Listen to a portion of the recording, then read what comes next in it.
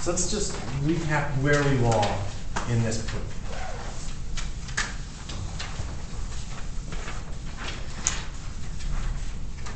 So the goal of what the theorem is that we were trying to prove is if you have a sequence of continuous functions, you have a limit point of the domain of this sequence of functions. You suppose that for every natural number and the limit is x goes to c of f sub n of x exists, and we gave it a name L sub n. If f is the uniform limit of the sequence of functions f sub n, then the limit as x approaches c of f of x exists, the limit as n goes to infinity of L sub n exists, and moreover, these limits are actually equal. And what we managed to achieve last time, is it actually visible? I can't see it at all from my angle.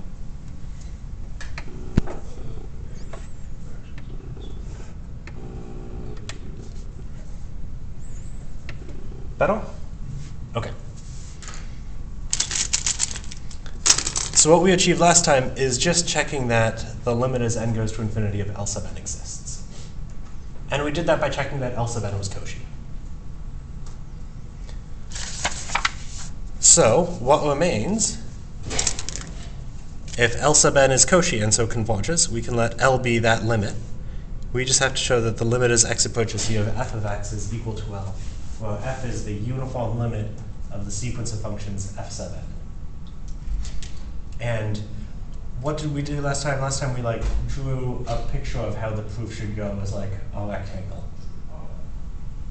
So let's redraw that picture and then go through this proof.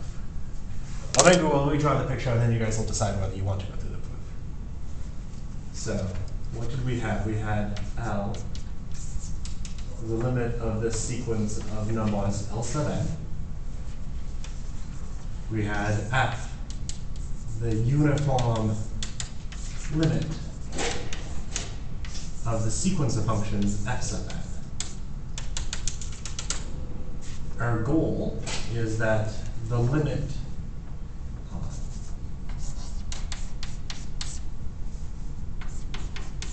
no, it's incorrectly longer. That's okay.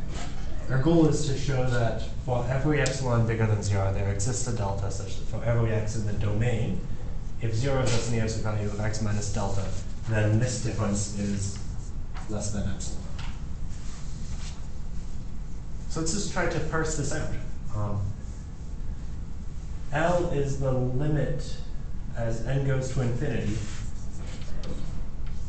of L sub n. So that means by taking little n big enough, I can get L sub n as close as I want to L.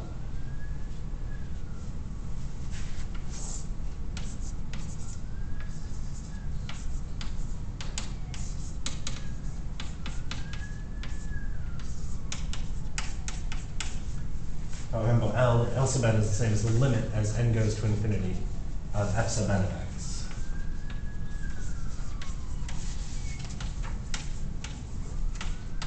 And maybe I'll just remember that big N depends on epsilon. This f is the uniform limit of f sub n of x. So that means I can get f sub n of x to be as close as I want to f of x by taking little n big enough, where importantly that word big enough does not depend on big N.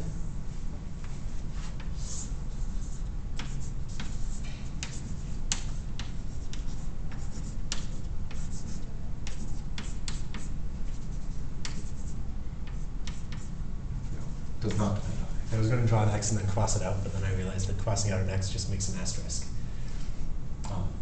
Okay, cool. So we can get those two as close as I want. As long as little n is bigger than big N2 and little n is bigger than big N, that's easy. So I just want little n to be bigger than the max between the two. So now fix that number, little n, which is bigger than each of those big N's. Can I get f sub n of x to be really close to L sub n? Yeah, by taking x to be close enough to c. So I can get this less than epsilon.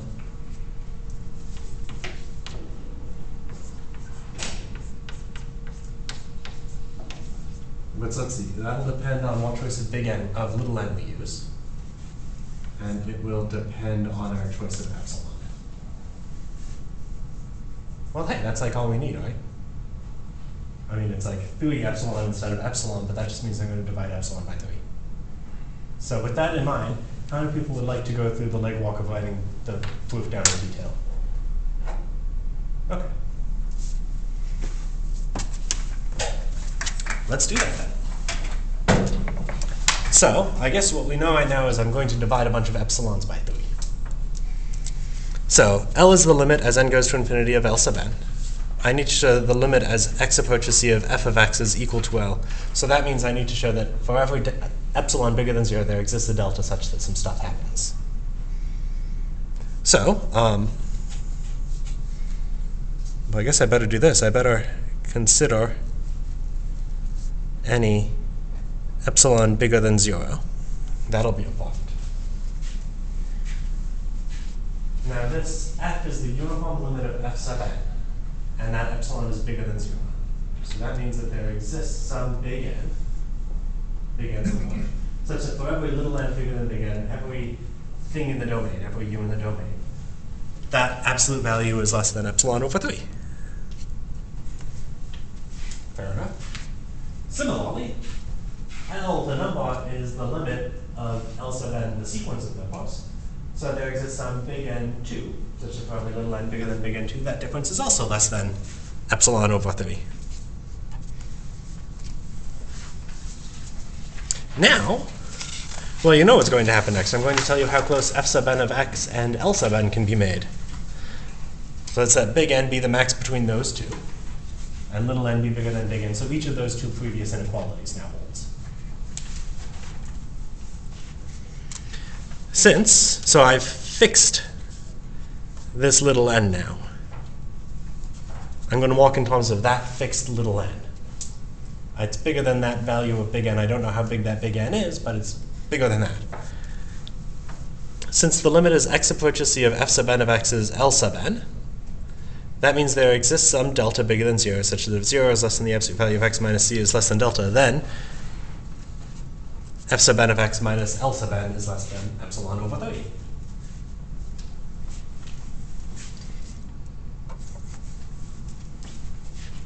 And now it's like a triangle inequality again, right? It follows then that f of x minus L is equal to absolute value of f of x is close to f sub n of x plus f sub n of x. F sub n of x is close to L sub n plus L sub n is close to L by adding and subtracting f sub n of x and L sub n. And you know how it's going to go from here, right? There's going to be a triangle inequality game.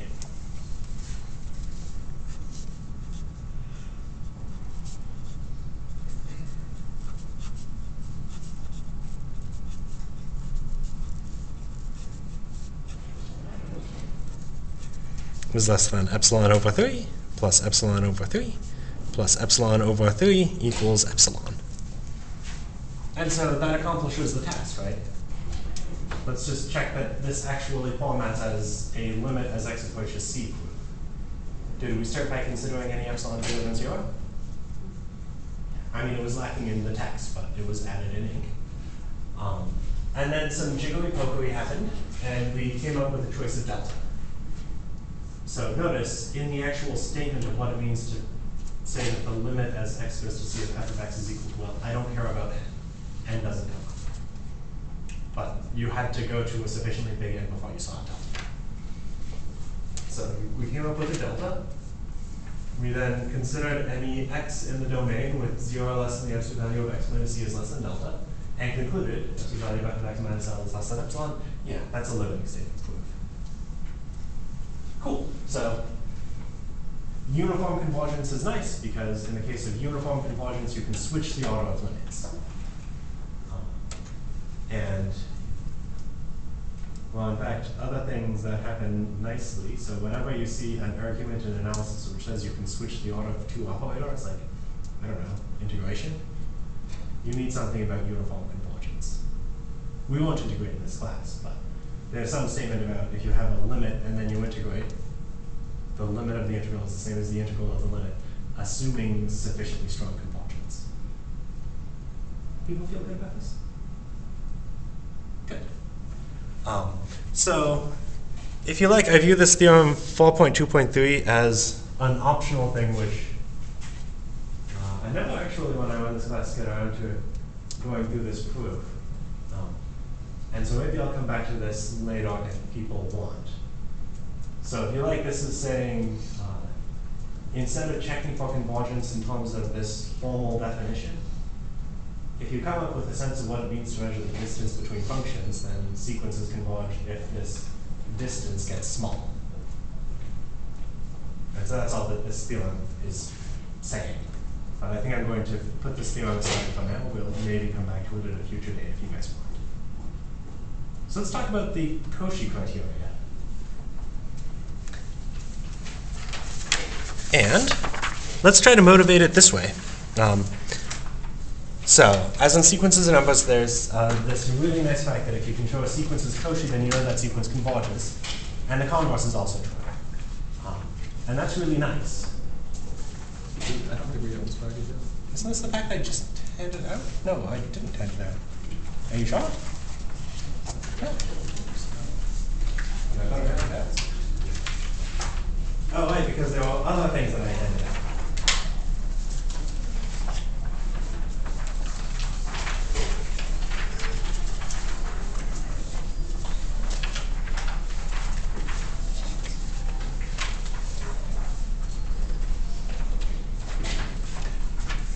So I want you to know this fact that if a sequence converges if and only if it's Cauchy, then you can play the game of, well, I don't know what the limit should be. Instead, what am I going to do? I'm going to show that the sequence is Cauchy. Now that I know that it's Cauchy, maybe I can do some stuff and come up with what the limit ought to be. Or even better, you can say, well, this sequence is Cauchy, so it has a limit, and that limit might have some nice properties. If you like, that's what makes talking about convergence of series an interesting thing to do. You can show that the series exists. You don't need to show what it converges to. Chances are it's not a number you can just write down. You know it exists, and so you can approximate it by taking a really big value for n. We're going to do the same thing for sequences of functions. And maybe to motivate it this way, yeah, let's do it this way. Let's do some motivation. So what does it mean for a sequence of functions to converge pointwise?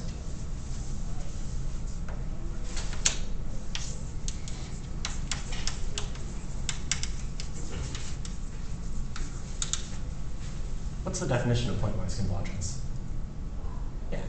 For all x in u and for all epsilon greater than 0, exists some n bigger than n, such, or fn little n bigger than big N, such that for all fn of x minus f of x is less than epsilon, absolute values. Yeah, that. You probably would have written that, I think. And maybe this is the definition of convergence to F. Well, wait, there's another equivalent way of saying this, right? All of this stuff is just the definition of the sequence of numbers f sub n of x converges to the number f of x. So, f sub n is pointwise convergence if and only if for all x, no, this is for all x in u, f sub n of x, the sequence of numbers, converges to f of x. Well, wait, do we have like an equivalent notion to what it means for a sequence of numbers to converge?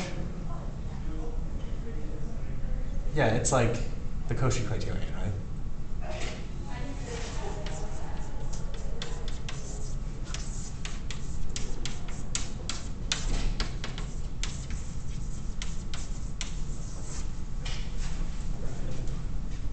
Well, that seems like a good definition for what it should mean to be pointwise Cauchy.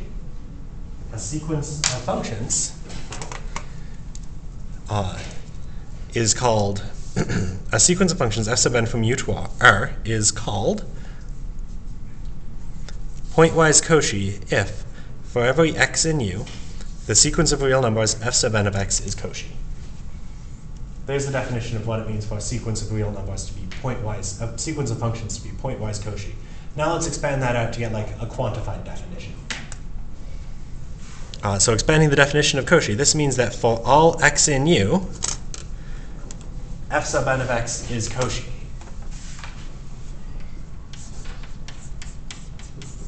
What was the Cauchy criterion for real numbers? What does it mean to say a sequence is Cauchy?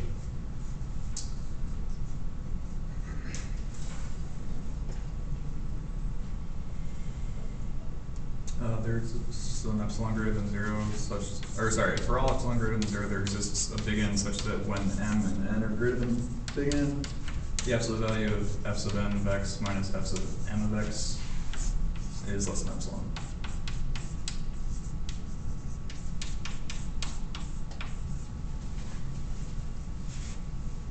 So there's an expansion of this definition. A sequence of real numbers is Cauchy.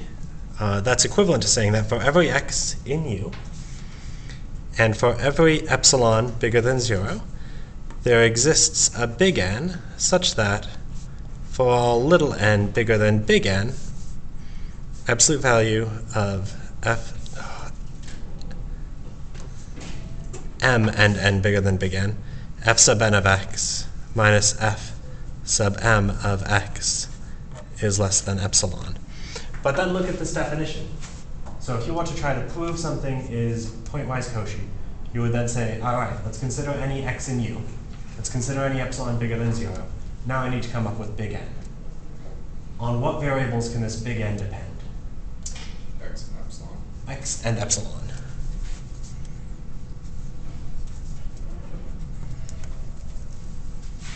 Well, you know what I'm walking towards. We've done this a few times. There should be like a uniformization of this definition in which you say, well, a sequence of functions will be uniformly Cauchy if the same thing, but where n is the same for absolutely every x value.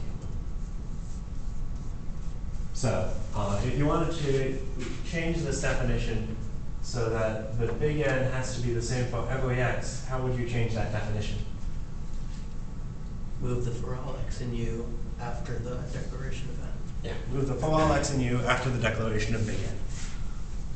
So a sequence of functions is called uniformly Cauchy if, for all epsilon bigger than 0, there exists a big N which now depends only on epsilon, such that for all x in U, for all m and n bigger than big N, absolute value of f sub n of x minus f sub m of x is less than epsilon.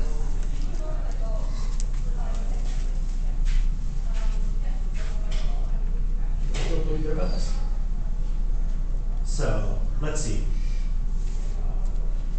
The way we came up with the definition of what pointwise Cauchy means passed through this idea that, yes, pointwise Cauchy if and only if pointwise convergence. That proof is basically all I need.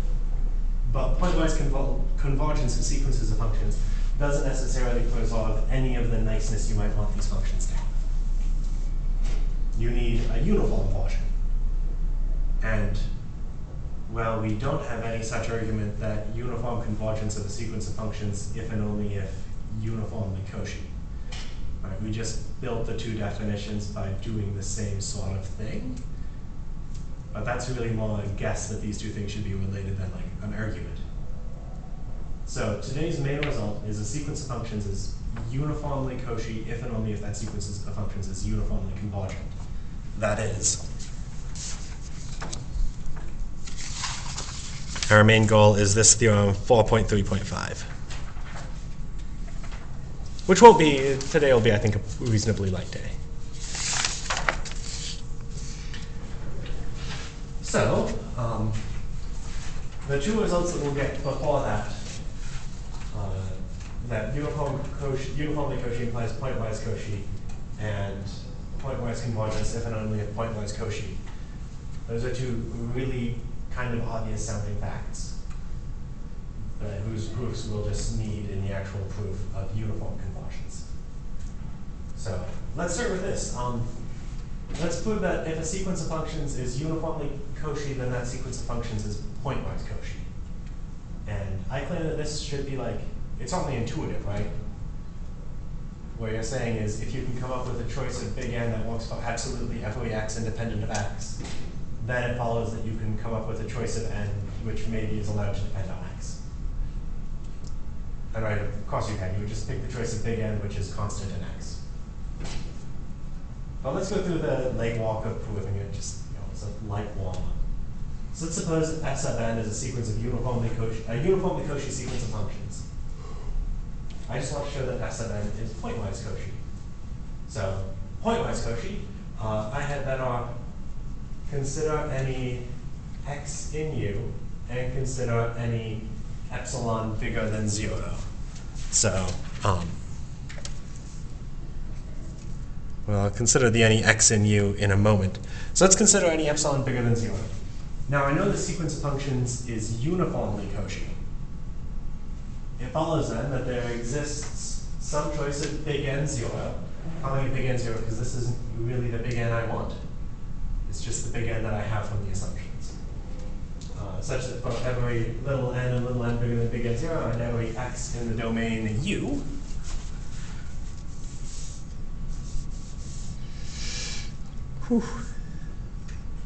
it follows that f sub n of x minus f sub m of x is less than epsilon. Oh, nope. Yeah, it was called x. And that's true for absolutely every x in the domain. So now, let's consider any x in the domain. I now have to come up with a choice of big N.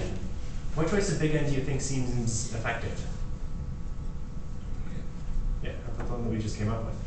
That'll look right. Yeah. And that's a valid choice. We already have it. I now consider any little m and little n bigger than big N, which remember is the same as big N 0. Well, but wait. I have exactly the inequality that I want.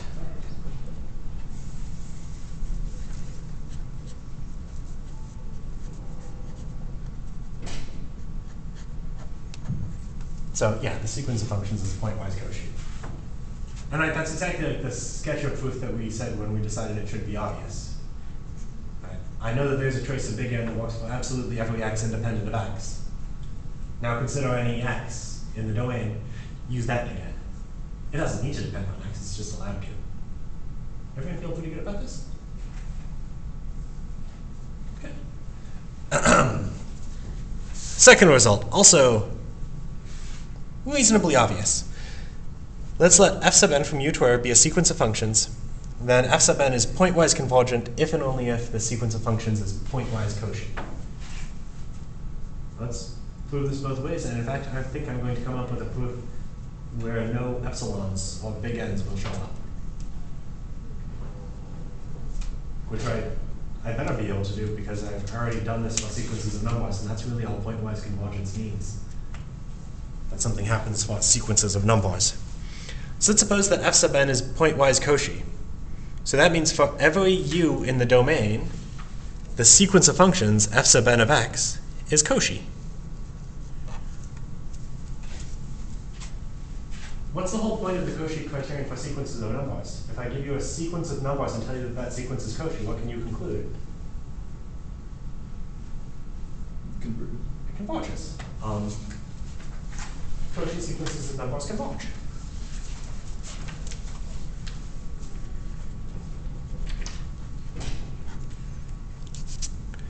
So, for every x in U, let's let f of x be defined to be the limit of the sequence of numbers f sub n of x.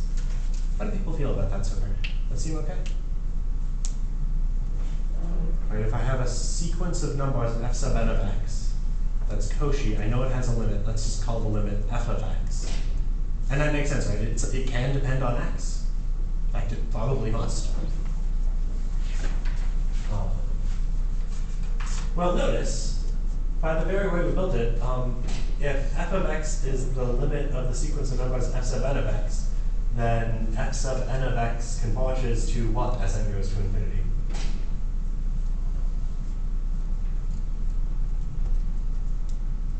F of x. That's like just saying the same thing again.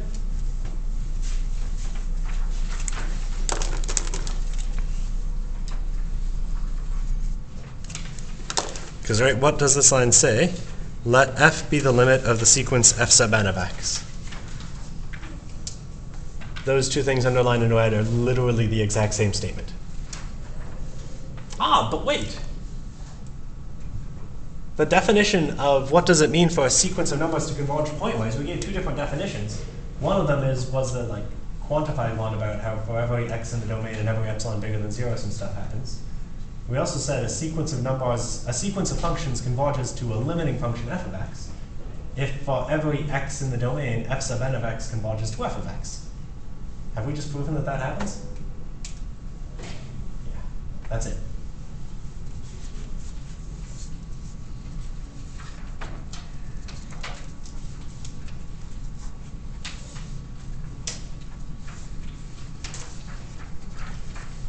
So that was like pretty easy, right? And in fact, this is one of the rare occasions where the proof of the opposite implication is really the same as the proof of the forward implication, but written backwards. Now let's maybe we could just try to convince ourselves of that. We'll do it on the next page if people want. So let's suppose that f sub n converges pointwise. Well, pointwise convergence means exactly for every x in U, f sub n converges. But if a sequence converges, then that sequence is Cauchy. So that means for every x in U, f sub n of x is a Cauchy sequence. So if you look way up there, a sequence is called Cauchy if for every x in U, that sequence, the sequence of real numbers f sub n of x is Cauchy. So there's the opposite direction of the proof. People still want to go through the writing? Okay, then I won't.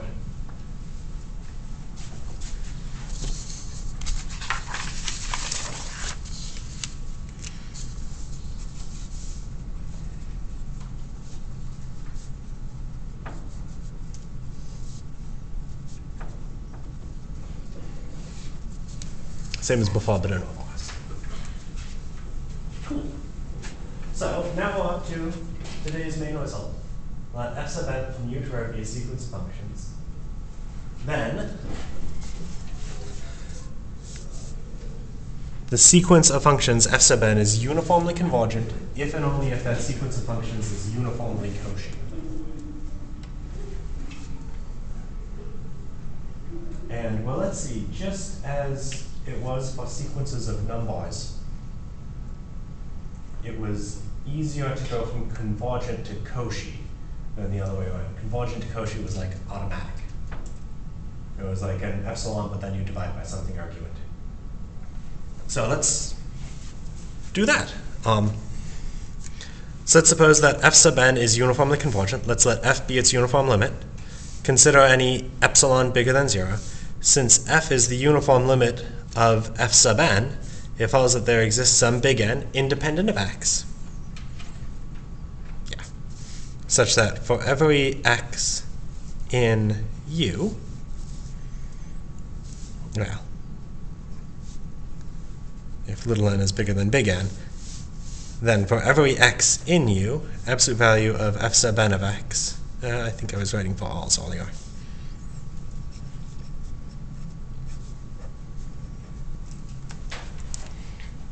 Cool, so let's kind of draw a picture of what we want. So what we want to do is we want f sub m of x and f sub n of x to be uniformly close to each other. So let's see if we can pull that off.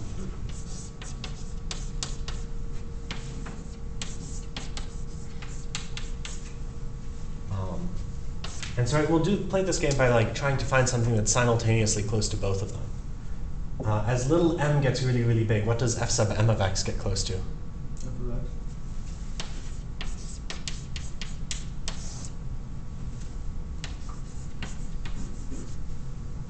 As n gets really big, you also get this to be less than epsilon.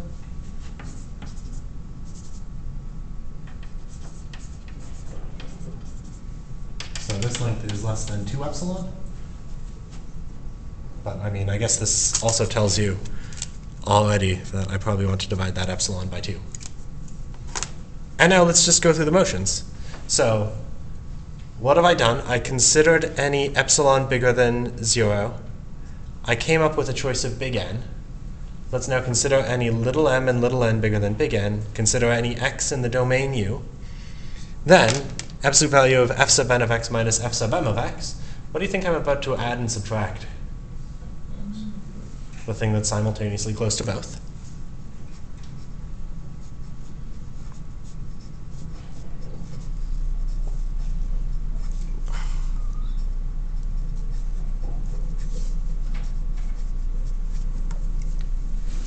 By the triangle inequality, that's less than or equal to the absolute value of f sub n of x minus f of x plus f of x minus f sub m of x. That's less than epsilon over 2 plus epsilon over 2, which is equal to epsilon. People feel pretty good about that? Let's try to do the other proof now. Yeah, so that means that the sequence of functions is uniformly Cauchy. Let's now suppose that f sub n is uniformly Cauchy. Now here's kind of how I'll try to motivate it. So I want to show that the sequence of functions converges uniformly. Well, if the sequence of functions converges uniformly, it should also converge pointwise. So maybe here's a strategy. Let's first try to show that the sequence of functions converges pointwise. Because if it converges pointwise, I can grab the pointwise limit. I can then try to show that that pointwise limit is actually secretly a uniform limit, and then I'll be done. Does that make sense as a strategy? Let's try to do it. Let's suppose that f sub n is uniformly Cauchy. So since this sequence of functions is uniformly Cauchy, proposition 4.3.3 on the previous page says that. Pointwise Cauchy.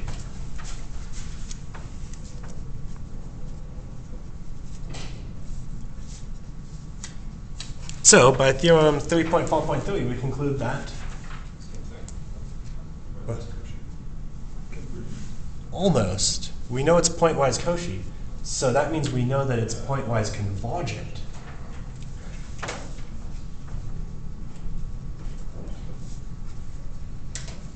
So let's let f from u to r be the pointwise limit.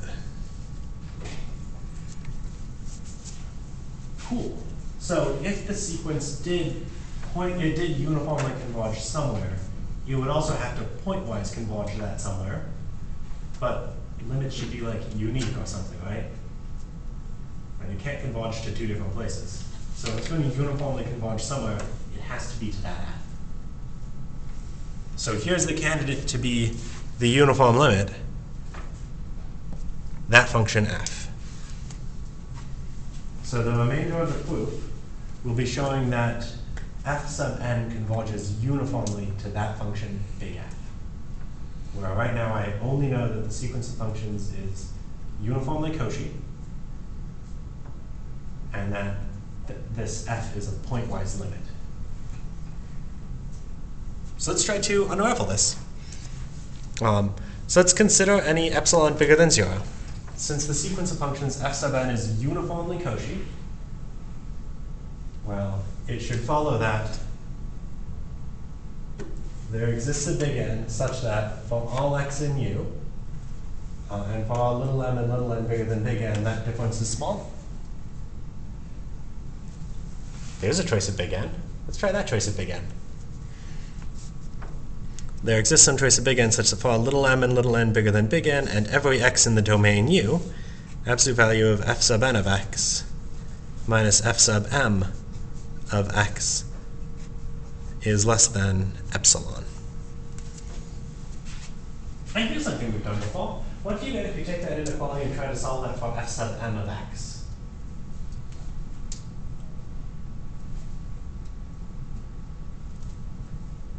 It's greater than f of n of x minus epsilon and less than f of n of x plus epsilon.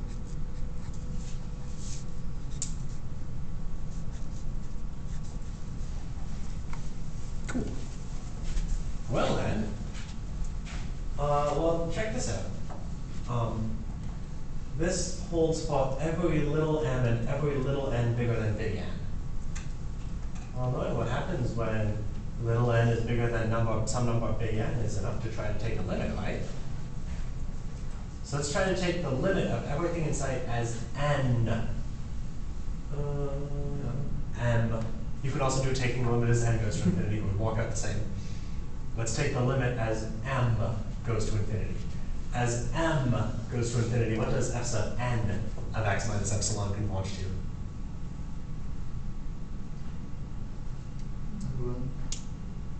F sub n of x minus epsilon, right? There are no m's, it's constant.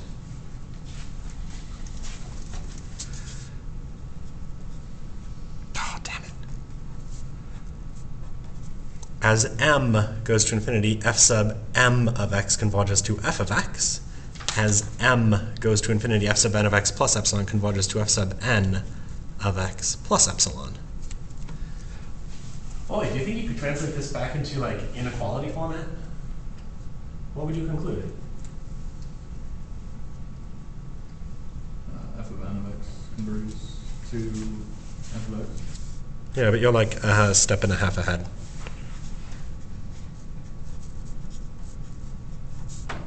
You would conclude that. And you say that that should mean that f sub. So let's read through what we've achieved. So what have we achieved? We considered any epsilon bigger than 0. We came up with a choice of big N.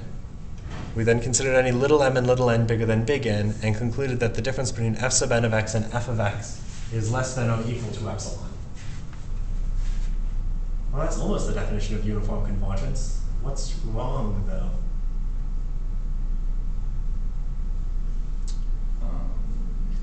N can be based on x. Okay, we declared it soon enough. That n. We declared that n before we declared x. So that's just fine.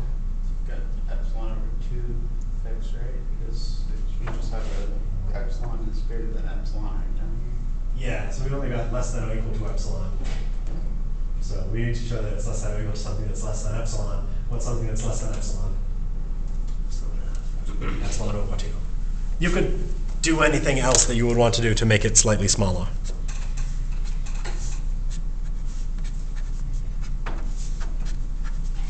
I think I divided enough things by 2.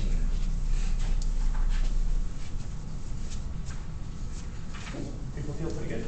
When did we lose the strict inequality? Ah, so there was a step where we took the limit. When you take a limit, you might lose strict inequality. Okay.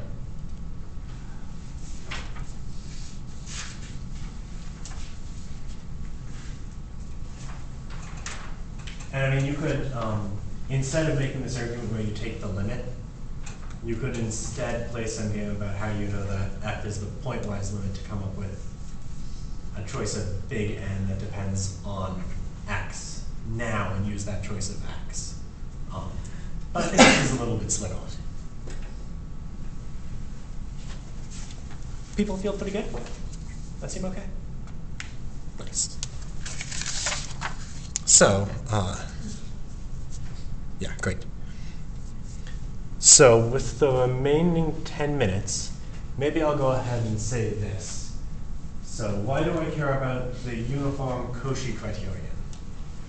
Well, if I give you a sequence of functions and ask you about its limit without telling you what the limit is, or I give you a sequence of functions that doesn't have an obvious candidate to be the limit, well, it's going to be hard to prove anything about convergence. And in particular, I might want to say, well, sure, you can't write down a formula for the limit of this thing any better than saying, well, it's the limit of this sequence of functions. Maybe I'll want you to say, show that it's continuous. Well, knowing pointwise convergence isn't good enough to get continuity of the limit. But uniform convergence is. So if I give you a sequence of functions and want to know if the limit of this sequence of functions is continuous, well, if you can show the sequence of functions is uniformly Cauchy, then it follows that the sequence of continuous functions is uniformly convergent, so it has a uniform limit. And what do you know about the uniform limit of a sequence of continuous functions?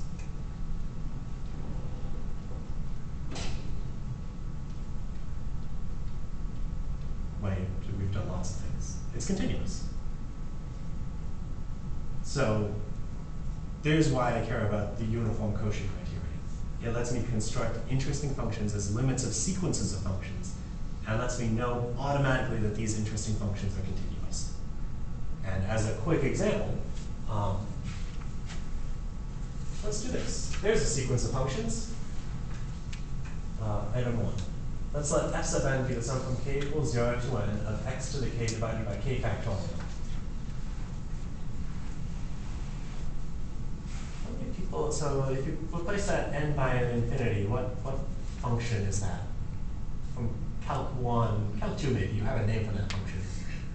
That's the Taylor series for the natural exponential. Yep. So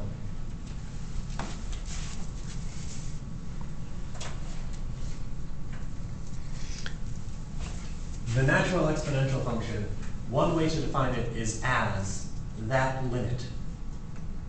Not like take the number e, which you have to come up with as the limit of some sequence of numbers somehow, and then multiply it by itself n times, because then you start to figure out what like e to the pi power is. I don't know what it means to multiply a number by itself pi times. There's a definition for what e to the x means. E to the x, by definition, is the limit as n goes to infinity of the sum from k equals 0 to n of x to the k divided by k factorial. Let's prove that that is continuous by showing that sequence of functions is uniformly convergent. So let's try to do that. Let's prove that this sequence of functions is uniformly Cauchy on the interval from negative a to positive a for every positive number a.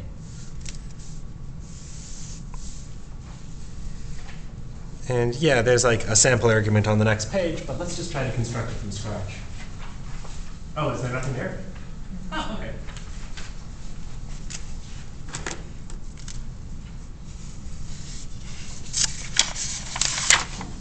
I'll need to figure out where that went. So if you want to prove that a sequence of functions is uniformly Cauchy, you need to show that for every epsilon bigger than 0, there exists an n such that some stuff happens. So it should be your first line in a proof of uniform Cauchiness.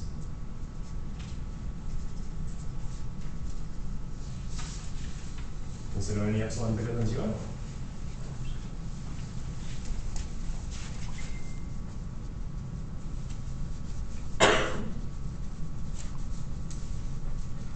And you know the sequence of functions sufficiently precisely that we should be able to write down a formula for big N. Sorry, we have a formula for the sequence of functions, we should be able to get a formula for big N.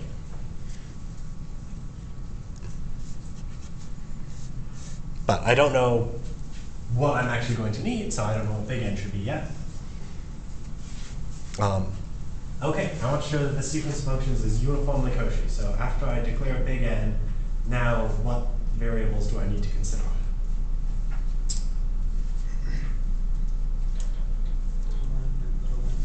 Little m and little n. They need to be bigger than big N. And what else do I need to declare?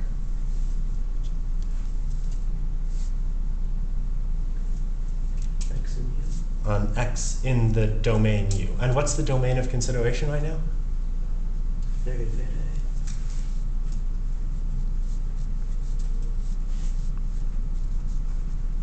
Oh yeah, so I guess what should have come before all of that? Let's let A be bigger than 0. Oh, that's interesting. It's declared twice in the theorem statement.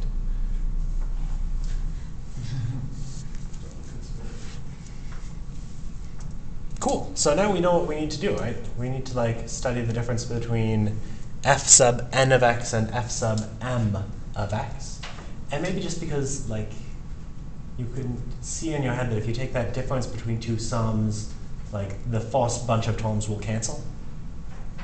And what the first bunch of terms means is whichever m and n is smaller. So rho log, let's let m be the smaller.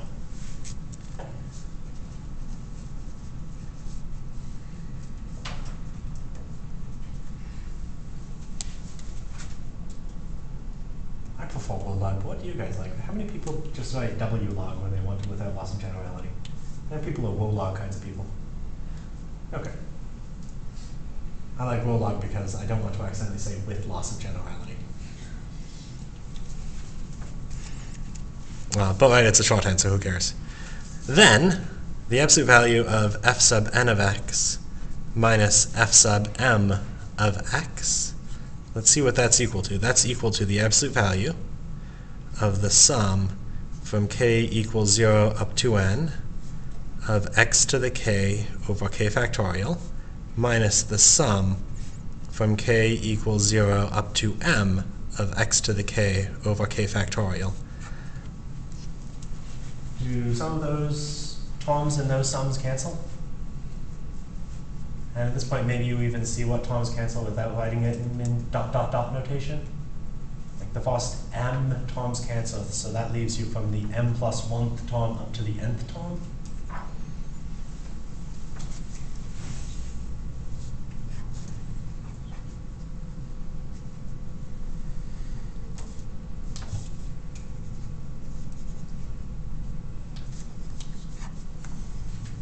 Cool. And we kind of have a plan of attack, right?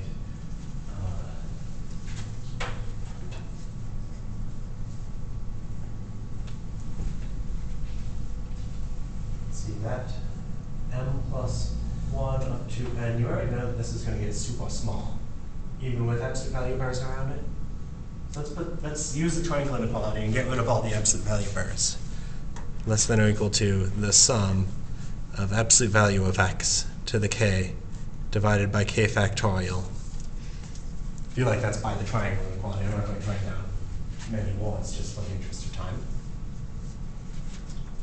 What bound do we have? So like this is nice because now we could like say this is strictly less than some big N, strictly less than epsilon, and like figure out what sort of big N we would need. Like that would be what we would want to do. Unfortunately, there's still an x there. But do we have like, what's the biggest x can be right now? What's the biggest absolute value of x can be? A, because of that. No, because of this.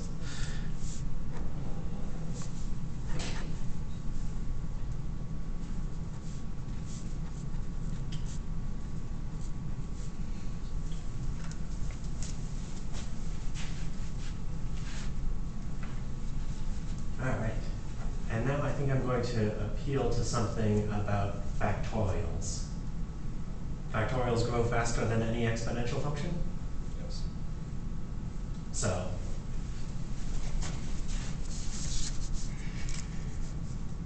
there exists some big N0 such that for all k bigger than big N0,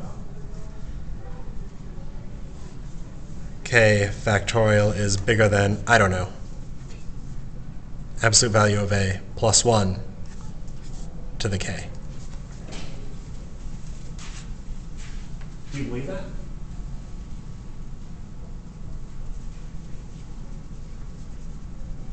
Yeah, and you can come up with how big n0 has to be. I think like 2 times that number would make it true. Okay, so where am I? So let's see. Gesundheit. So now I think this big N had better be bigger than big N0 so that all of these k's are bigger than that big N0. This is now less than or equal to the sum Gesundheit from k equals m plus 1 up to n of absolute A divided by absolute A plus 1 to the k. Oh, nice. Well, if this were just like a series from k equals 0 to infinity, would that series converge? Sorry. See you later. It would, right?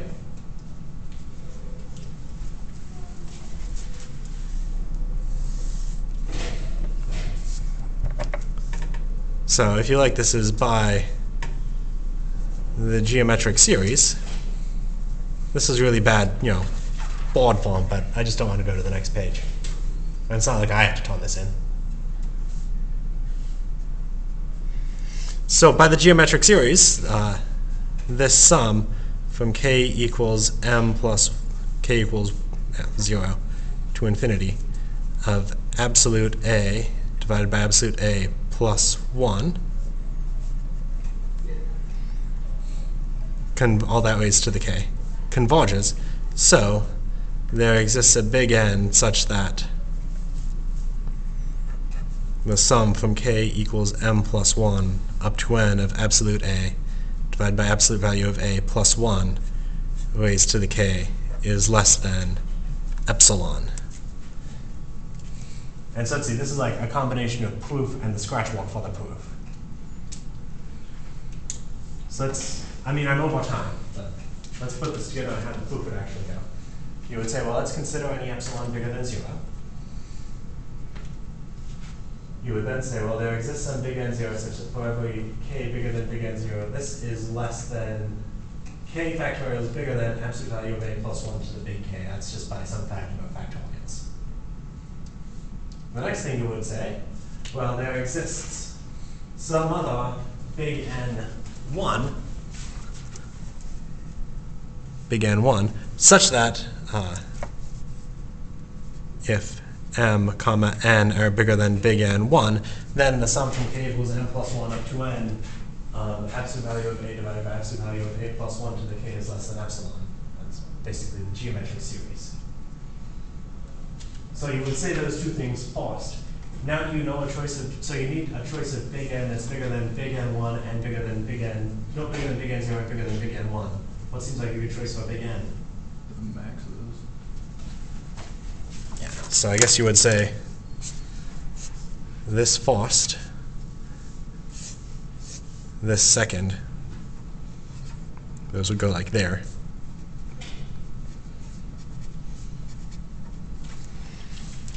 You would let big N be the max between those two. And so you would get down to here just fine. Let's see, by item 2, is this less than epsilon? So you would be done. So that was a little bit loosey-goosey and hand-wavy, but people feel like they understood the structural issue of that proof? Nice. So what we'll do next time is we'll go through that same proof, but where AK is absolutely any sequence of numbers. Not just 1 over k factorial. We'll go for any coefficient exponents to the Cool. So let's see, I've given you many things. I've given you a benchmark today, which the absolute deadline for that is the day of the final, which is the Tuesday of the finals week. I've given you a sample for the final. There will be a final on the Tuesday of the finals week. And you guys have also been thinking about a final project, which I will collect the final version of Tuesday of finals week. I think at 10? Is 10 o'clock our time slot? I think it's 8 a.m. Is it 8? Okay. Have you double checked that that's what camp says? Yeah, that's what Cap says. Okay. Double, triple. Oh, that's right. I have an 8 a.m. final and then a 10 a.m. final.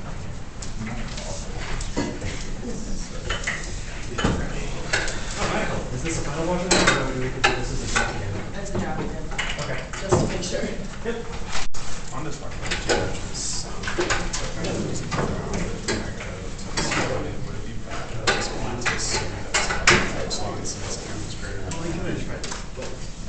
You can try to put all of your lines. This one, and like maybe what the priors are. And then yeah, like tomorrow is is like basically my some geometric Yeah. form. And I found this is equivalent. Oh no. We kind of just brought that up and it's like, oh, I- just eliminate. I just eliminate what I would reduce out of evens when I would do like, or I would do this distributor of absolute value of A over A plus 1 and just get rid of 1 that is now be left with absolute, with what's over here. Yeah, so then I bet, so I think that a proof like that could be made to work. Okay. But so we did in the distant past a proof that the geometric series converge, and we have a formula for what the limit is even. Okay. I don't care what the limit is. But that means that I know that like, the sequence of partial sums for the geometric series is Cauchy. Okay, so I should review upon that. I mean, Maybe, so think about it some, try to come up with a proof which at some point uses geometric series or convolution, implies that the sequence of partial sum of a geometric series, the sequence of partial sums of a geometric series is Cauchy. Okay. Try to come up with a proof that passes through that.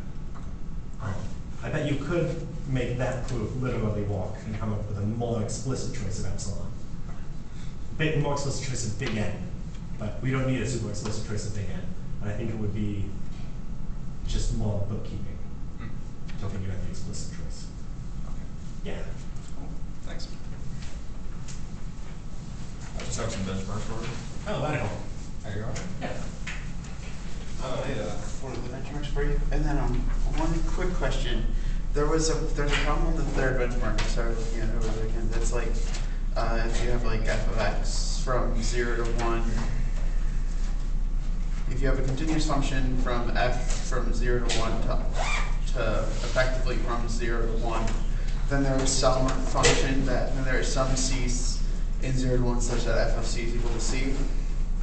And this might be a huge rabbit hole, but my initial impression to that proof is to go nested interval theorem and just basically algorithmically binomial search it. And then say like, would that be an appropriate proof, or is that just a rabbit hole I should avoid? I wouldn't say that. So if you do that, I think what you'll come up with is a proof of the intermediate value theorem. Okay. I think you will come up with the nested interval Soch, the like binomial Soch proof of the intermediate value theorem, which isn't necessarily bad. Yeah. And yeah, I thought about that. I was like, this really doesn't use the intermediate value theorem that much. Okay. Instead, you were just proving the intermediate value theorem. Yeah. Okay. Okay. It's just like, it's definitely like a little different since it's like there's some m such that this is equal to c versus there is some value of c such that f of c is equal to c, which is why my initial thought was to go intermediate.